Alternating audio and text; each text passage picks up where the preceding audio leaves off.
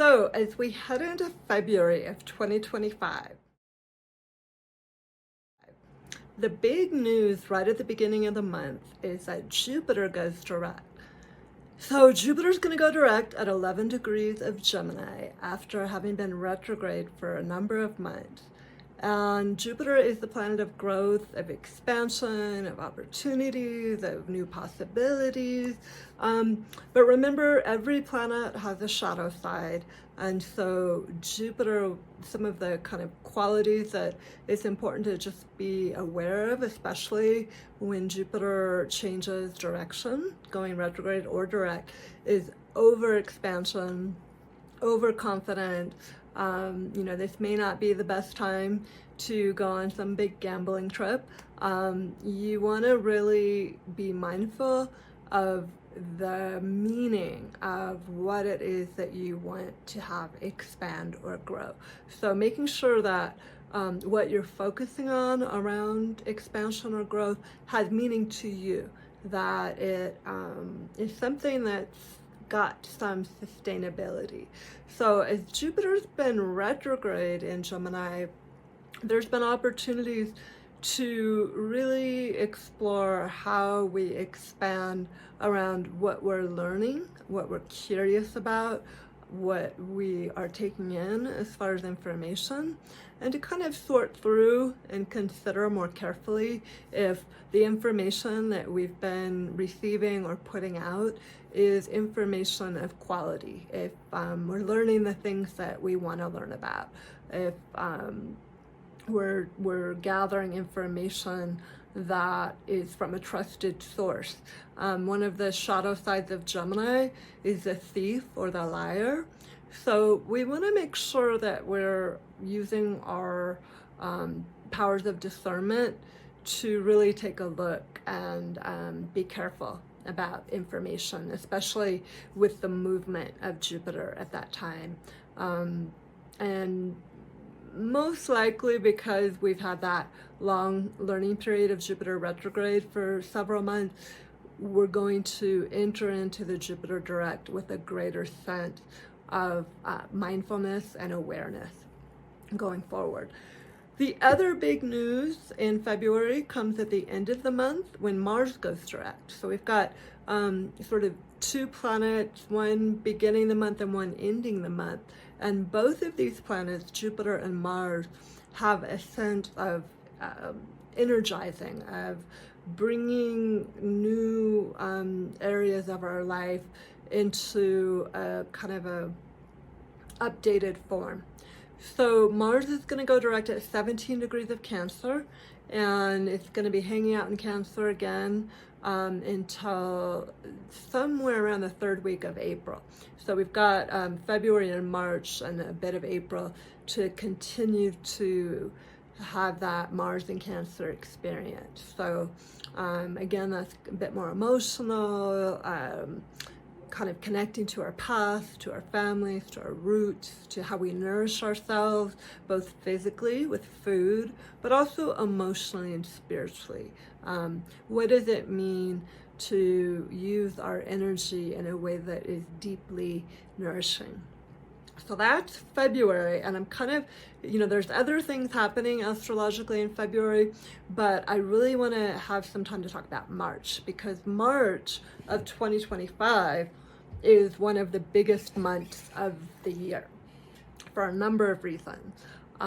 First up, right at the beginning of the month, Venus is going to go retrograde at 10 degrees of Aries. So we've had this long Mars retrograde, and just as it wraps up, then we've got Venus going retrograde, and in Aries, which is the sign that rules Mars.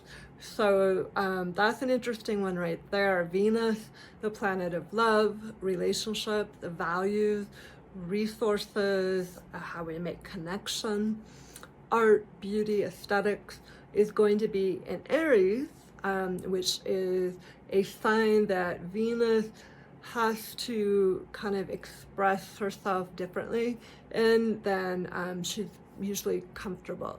And not to say this is not about bad or good. Venus in Aries has a lot to recommend it. The people with Venus in Aries are brave, passionate, bold, courageous. They're innovators in relationships and leaders, but there can be kind of a tempering process that needs to happen with Venus and Aries of really taking a look at how you are relating to others and the give and take process of relationships. So when Venus goes retrograde at the beginning of March 2nd to be exact, we are going to have our opportunity to do all the rewords, reflecting, rethinking, renewing around all of those Venus qualities. So relationships are really going to be in the spotlight. And then next up, a couple days later, Mercury is going to move into Aries. Mercury, the planet of communication and learning and teaching information, is moving into the first fire sign of Aries. So that brings a wave of energy to our connection and communication patterns. On March 14th, we have the first eclipse of the year, a full moon eclipse, and that's going to be at 23 degrees of Virgo. And so a lot of illumination and punctuation of qualities, Virgo qualities, that we may need to really see clearly in order to do the work of releasing them during this South Node in Virgo time period. Then the day after that, Mercury is going to go retrograde at 9 degrees of Aries. So just flashing back for a moment, that Venus went retrograde at 10 degrees of Aries a couple of weeks before, and now we've got Mercury going retrograde a degree away. So this is really in, by the middle of March, we're really in this Aries zone, particularly around relationships and connection and, how we take our own internal world and connect with other people. That with Aries involved, there is a heat to it. There can be an impatience. There can be a quality of confrontation. So the retrogrades are really going to slow us down in March and force us to temper some of our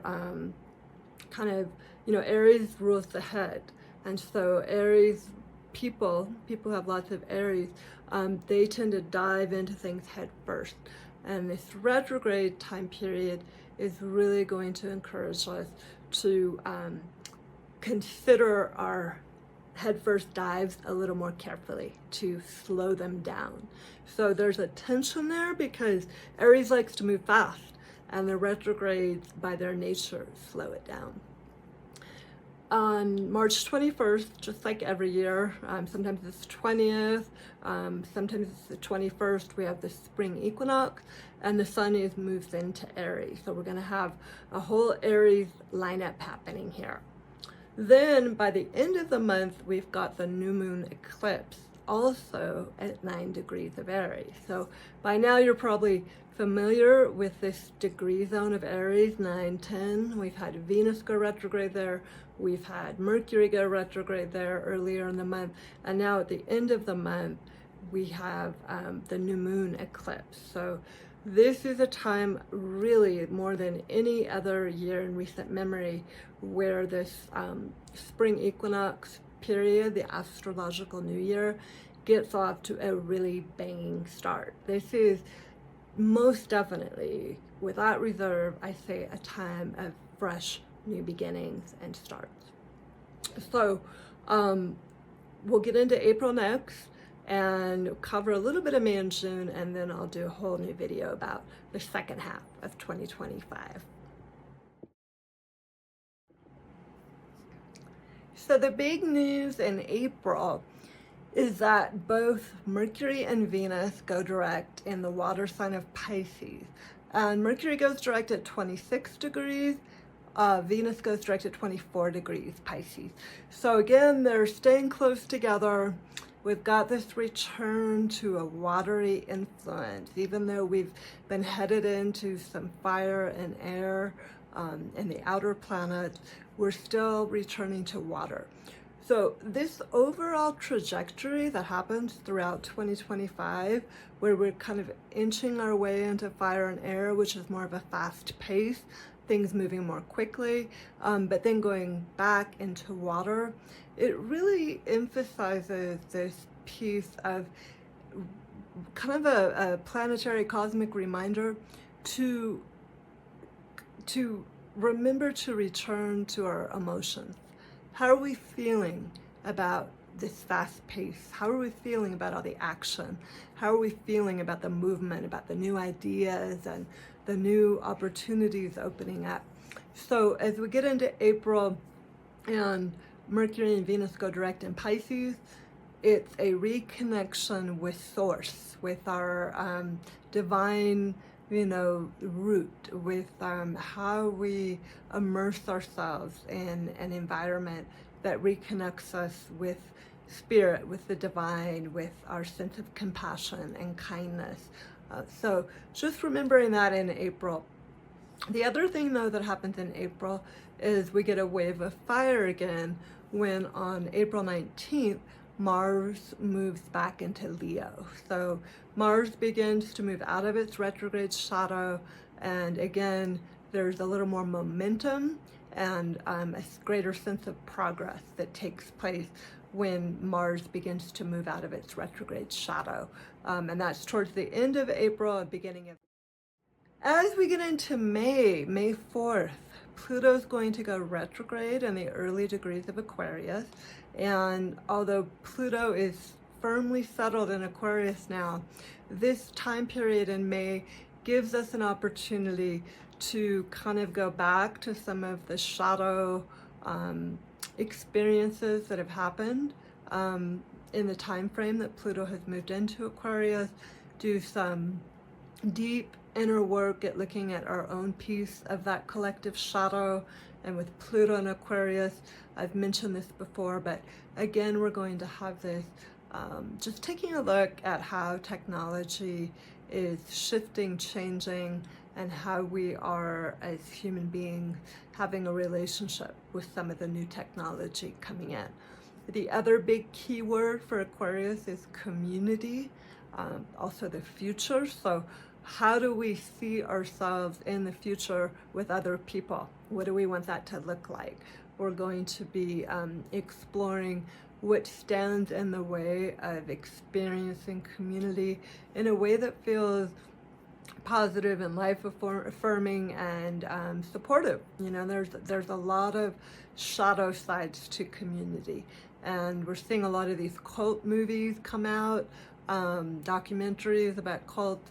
And these are actually really important, I think, to watch right now so that we can really delve deeply and get to know that Pluto in Aquarius underside. And hopefully, as we move through Pluto in Aquarius, we'll begin to get a greater sense of empowerment, transformation, and wealth in the framework of community and of the group. Okay, the other thing that happens in May is that Saturn enters Aries. And this is the first time in about 30 years, 28 to 30 years, that Saturn has been in Aries.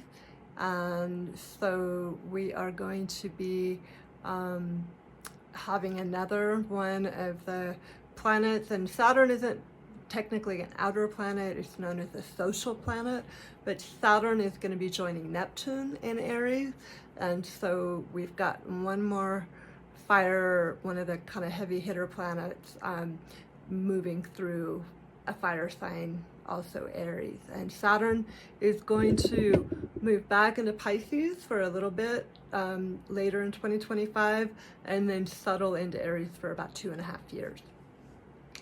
And then finally June, before I shift into doing part 2 in another video of 2025, but June of 2025, the big news in June, besides this personal planets doing some sign changing, the big news in June is that on June 10th, Jupiter is going to enter the sign of Cancer. It's been hanging out in Gemini for the last year and a half or so, and it's going to enter the sign of Cancer, a water sign, again balancing some of that fire, and it's going to hang out there for another year and a half. The last time Jupiter was in Cancer was about 12 years ago. Remember, Jupiter travels in 12-year cycles, so every roughly 12 years, we could say 11 and a half to a little over 12, but roughly 12 years, Jupiter goes back to the sign it was in 12 years before. So thinking back, you know, reflecting on what was happening for you around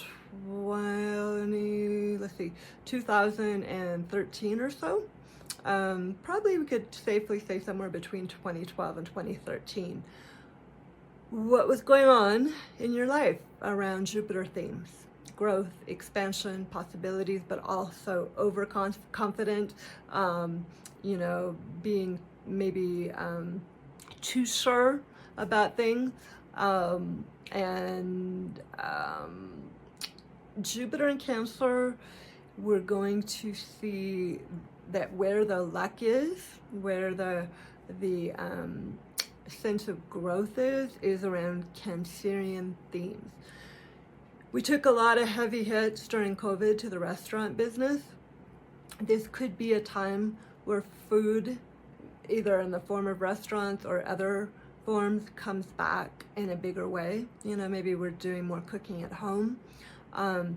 Family, ancestor, healing, all of these Cancer themes.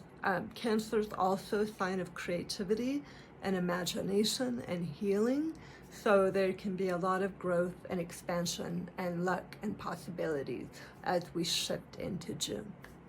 So this wraps up my Y-Stars overview of 2025. One thing I want to just, before I get into part 2, I want to leave you with a few plant and flower allies that can support you for this first half of 2025.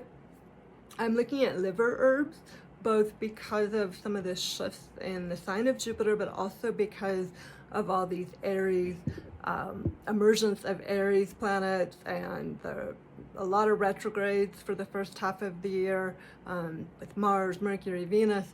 And so liver herbs, liver remedies, blue vervain. So blue vervain is a great one to help support the liver, calms the mind, overactive thinking. When you get just frustrated and pent up, blue vervain can be a really great plant ally, and you can take that in probably tincture forms. The best blue vervain can be a little bitter in teas, but if you can blend it with some other herbs, you might be able to do a tea with that tastes good. Also, other classic liver herbs like burdock and dandelion. Burdock also has a really nice grounding quality to it, so I think that we can all use a little more grounding in the first half of the year, especially March and eclipse season. So exploring burdock root, really supported for digestion, and it also helps to make the liver work a little better and just gives it some more support. And then dandelion is one of the most classic liver herbs, and it's so accessible. You can access it in so many different forms, and pretty much everybody's got dandelion growing around them. So harvesting the root in the spring or the fall, making some tea, adding it to your coffee, or you can do tincture form. And then flower essences. I'm looking at blackberry, which helps us gain really strong roots. If you've ever tried to weed blackberry roots when they're grown, because they tend to take over, they're very strong and very, very firmly rooted. So blackberry helps us to get rooted, and it helps our plans and our dreams and our goals manifest because they're so strongly, deeply held in the earth. And then finally, impatience, and I've been recommending this one for ever since the Mars retrograde, and with Saturn in Aries, Neptune in Aries, the retrogrades happening, Venus and Mercury in Aries. Impatience if I had to pick one flower essence for the year, that would be it. Okay, so until I see you all again for part 2 of 2025, thank you so much for watching.